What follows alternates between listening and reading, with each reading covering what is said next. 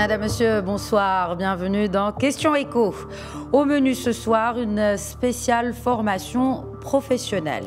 En premier lieu, les évaluations des formations à distance en temps de Covid-19 et plus globalement le nouveau plan d'action de l'OFPPT, l'Office de la formation professionnelle et de la promotion du travail, son nouveau plan pour donner un coup de jeune à cette institution et à son attractivité auprès des jeunes Marocains qui y choisissent ces filières. Dans quelles conditions se déroule cette rentrée en formation? Comment l'OFPPT s'y est préparé et quels résultats de la formation à distance, notamment pour les cours pratiques? Et enfin, après report des examens pour cause de Covid-19, quand les stagiaires pourront-ils avoir le résultat? Pour répondre à nos questions, Loubna Trecha sera avec nous. Elle est la directrice générale de l'Office de la formation professionnelle et de la promotion du travail. Bienvenue à tous.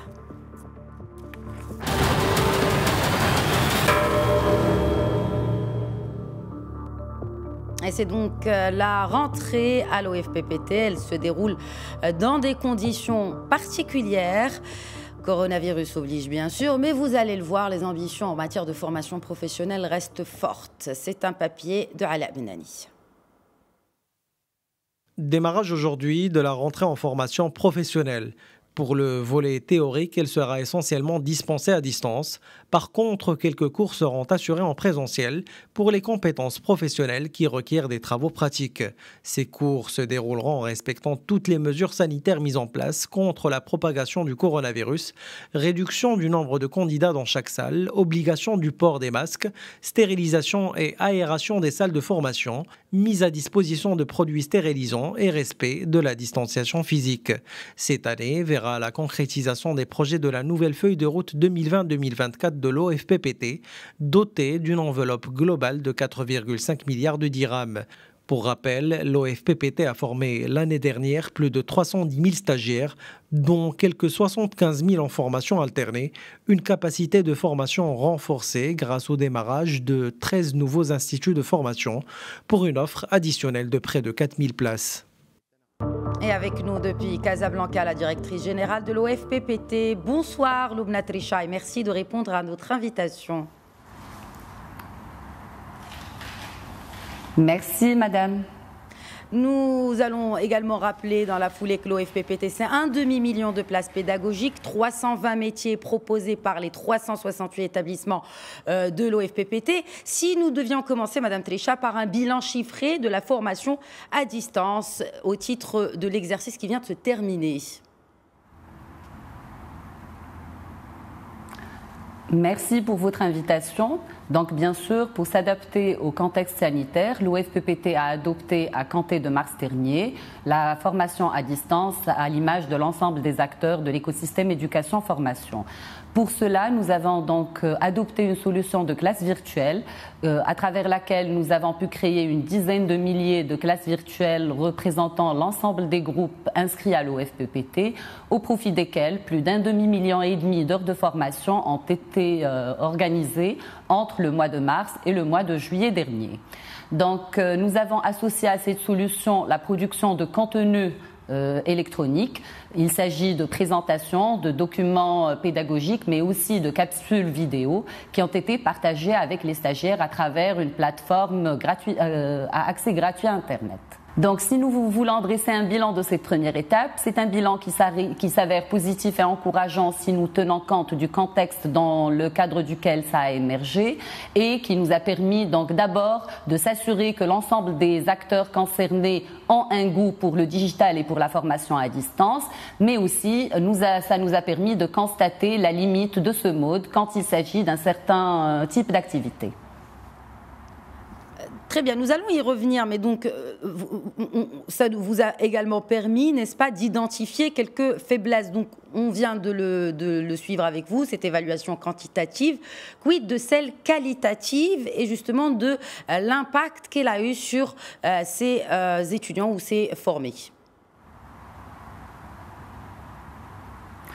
Ce que je peux vous dire, c'est que la formation à distance a très bien pris pour le volet théorique, donc pour l'ensemble des contenus qui ne nécessitent pas un contact direct avec la machine et l'équipement, on considère que c'est un succès. En revanche, l'expérience a permis de révéler les limites de ce mode distanciel concernant les activités pratiques et les évaluations.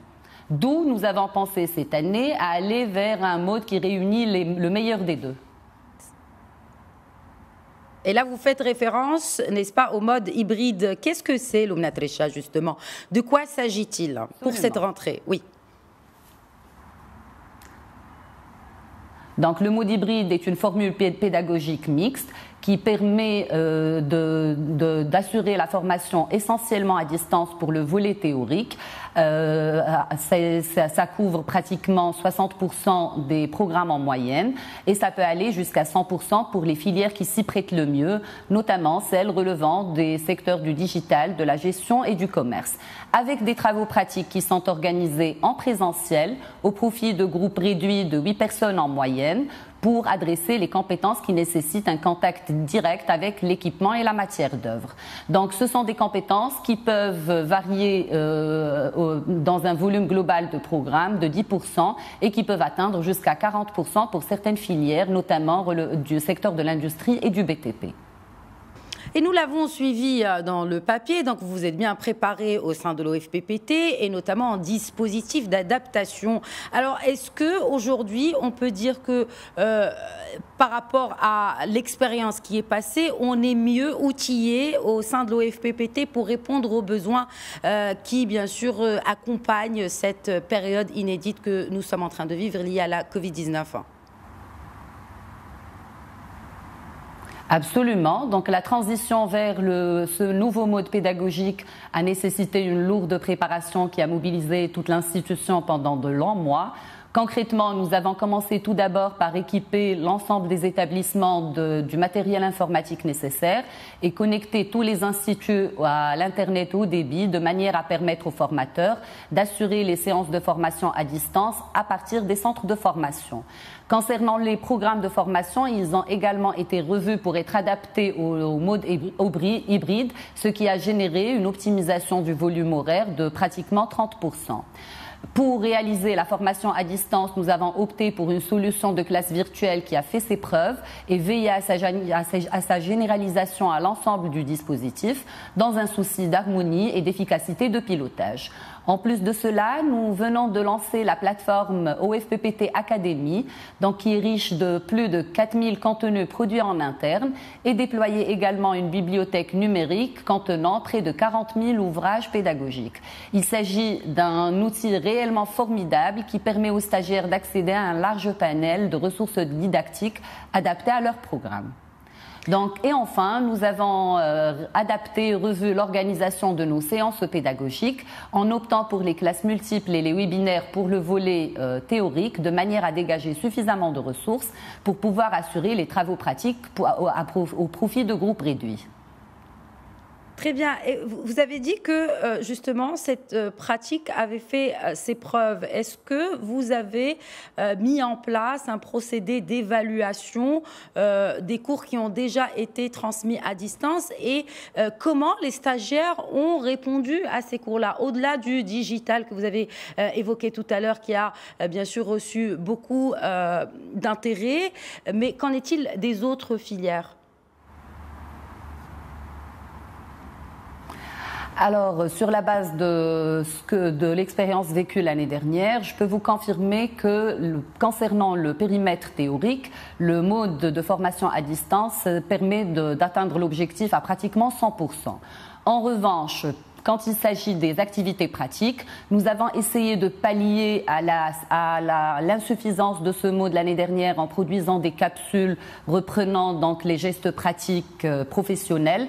Toutefois, pour une année pédagogique nouvelle que nous préparons à entamer, nous avons fait le choix de rester et de maintenir plutôt les travaux pratiques en présentiel pour permettre l'atteinte des objectifs pédagogiques.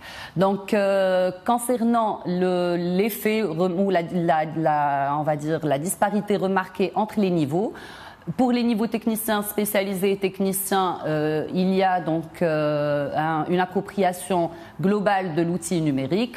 En revanche, pour les niveaux spécialisation et qualification, dont les programmes portent principalement sur des travaux pratiques, le nouveau mode pédagogique n'a pas réellement permis de terminer les programmes ni d'atteindre les vrais objectifs pédagogiques escomptés. Et du coup, est-ce que vous avez prévu justement une alternative pour ces deux derniers? Absolument. Donc le choix qui a été fait cette année pour passer à un mode hybride, qui, comme je l'ai expliqué, est une formule pédagogique mixte qui conjugue présentiel et distanciel à bon escient, pour pouvoir justement répondre aux besoins des différentes catégories et des différents programmes. Ce choix s'est fait sur la base de l'expérience vécue l'année dernière, durant laquelle nous avons adopté une formation à 100% à distance, ce qui nous a permis donc d'identifier de manière expérimentale les périmètres qui se prêtent le mieux au distanciel et de constater les limites de ce mode pour les travaux pratiques. Donc cette année, l'ensemble des stagiaires bénéficieront d'une formule pédagogique mixte qui leur permettra de suivre les contenus théoriques à distance à partir de chez eux et puis de venir et d'être accueillis au centre de formation dans le total respect des conditions sanitaires afin de bénéficier de l'encadrement de leurs formateurs dans des séances de travaux pratiques dont le but consiste à transférer un geste professionnel.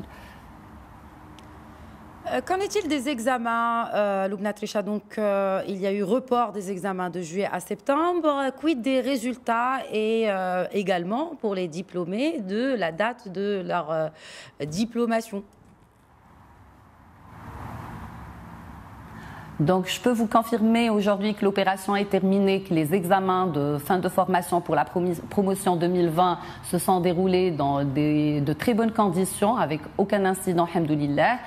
L'opération s'est déroulée en 2 temps compte tenu des restrictions sanitaires.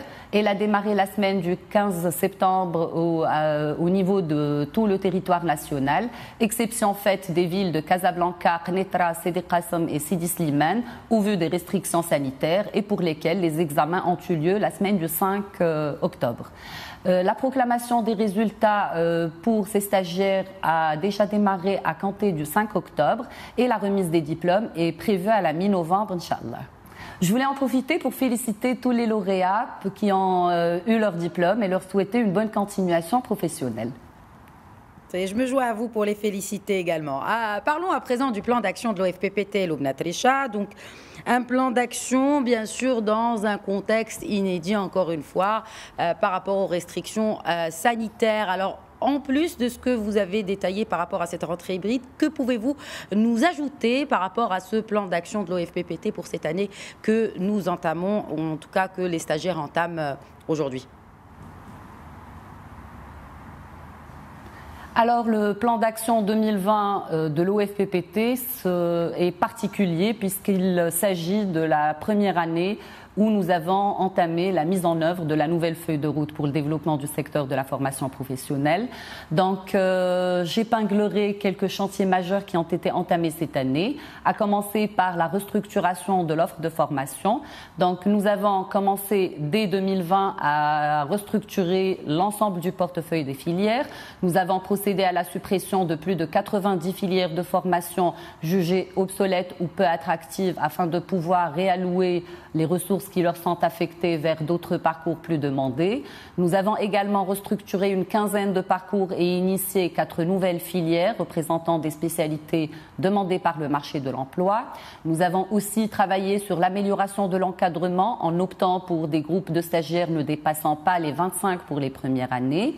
Et nous avons aussi déployé donc la plateforme d'apprentissage des langues en e-learning dans le but de renforcer l'apprentissage des langues étrangères chez les stagiaires. Donc ça c'est pour le volet portant sur la restructuration de l'offre de formation. Comme vous le savez, la feuille de route a également pour objectif de moderniser les espaces pédagogiques et de créer une nouvelle génération d'établissements de formation professionnelle.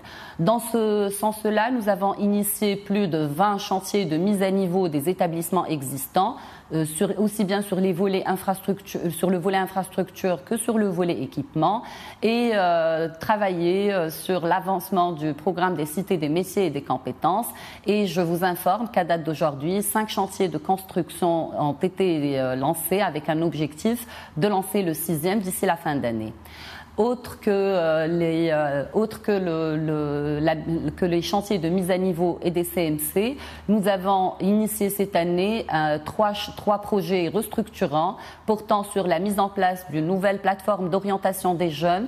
Et donc, il s'agit du 5e projet de la nouvelle feuille de route, dont l'objectif est d'aller vers une orientation précoce permettant donc d'attirer les meilleurs profils vers la formation professionnelle de leur plus jeune âge.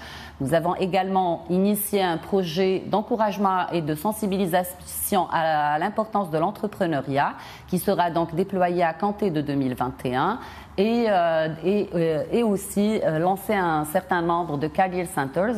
Il s'agit de 3 nouveaux career centers au niveau de 3 villes du Maroc pour renforcer l'employabilité des jeunes et les accompagner dans la prospection d'emploi. Tout ce que vous dites là est très encourageant et on sent comme un vent de jeunesse, n'est-ce pas, sur l'OFPPT. Est-ce que vous pensez qu'il y a ici opportunité pour renforcer l'attractivité de l'OFPPT pour les jeunes Marocains, à même de répondre, n'est-ce pas, aux besoins du marché du travail, les besoins actuels? Je suis convaincue et j'y crois. Le but ultime de la nouvelle feuille de route est justement de rehausser la qualité de la formation professionnelle pour en faire un parcours de premier choix pour les jeunes et aussi un levier de compétitivité des entreprises pour encourager le nouveau modèle de développement et en faire une réalité. Je pense qu'avec l'ensemble des efforts qui sont en cours de déploiement, on percevra dans peu de temps une valeur ajoutée concrète dans la qualité de la formation professionnelle qui permettra d'attirer plus de jeunes. Ceci reste bien entendu, c'est-à-dire ça reste insuffisant à lui seul à aller vers l'amélioration de l'attractivité de ce parcours. À cela devraient s'ajouter les efforts de l'ensemble des parties prenantes concernées en partant du monde économique qui devrait justement faire de la voie professionnelle une vraie voie de réussite et d'excellence, les médias aussi et les familles qui devraient nous aider et nous encourager pour atteindre cet objectif. Justement, quel est le rôle du secteur privé? Si on pouvait développer ce point en particulier, Loubna Trécha, comment aujourd'hui le secteur privé peut aider, en tout cas les jeunes, à y croire un peu plus à ce parcours de formation professionnelle? Alors, le rôle du secteur privé est, si je peux dire, vital pour améliorer la formation professionnelle de manière générale, puisque nous formons pour les entreprises et que le développement des compétences passe également par l'ouverture des espaces des entreprises pour la formation. Ce que nous attendons du secteur privé pour améliorer la formation professionnelle, c'est d'abord de nous orienter dans la définition des besoins du monde de travail.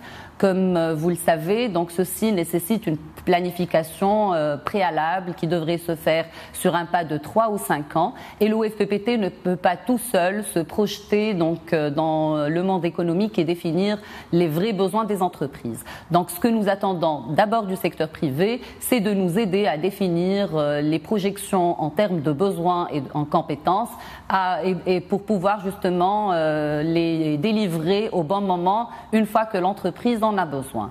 Nous attendons également d'eux qu'ils ouvrent leurs espaces pour la formation. Comme vous le savez, les stages en entreprise sont d'une très grande valeur ajoutée pour l'apprenant et lui permettent donc de pratiquer dans des conditions réelles ce qu'il a appris au sein du centre de formation et donc d'enrichir dans ce sens son développement de compétences. Et puis, on va dire, une fois la carrière professionnelle entamée, le secteur privé, bien entendu, nous aide à améliorer l'attractivité de la formation professionnelle de par, l'amélioration d'image qu'il peut donner aux opérateurs et aux techniciens. Terminons à présent par rapport à l'attractivité de l'OFPPT pour les formateurs. Comment attirer les meilleurs profils pour former justement les prochains stagiaires?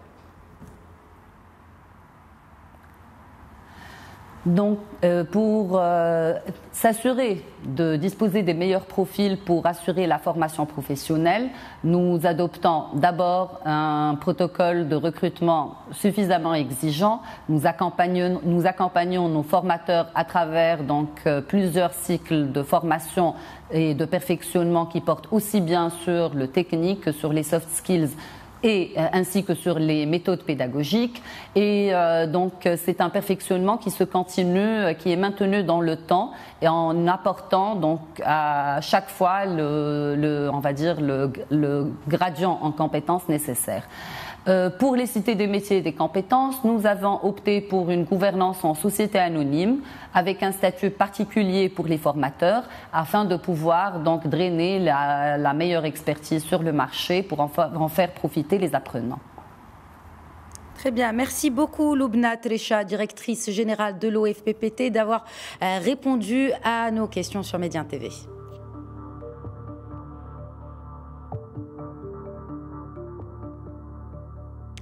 Merci à tous de nous avoir suivis. Très bonne suite des programmes sur notre antenne.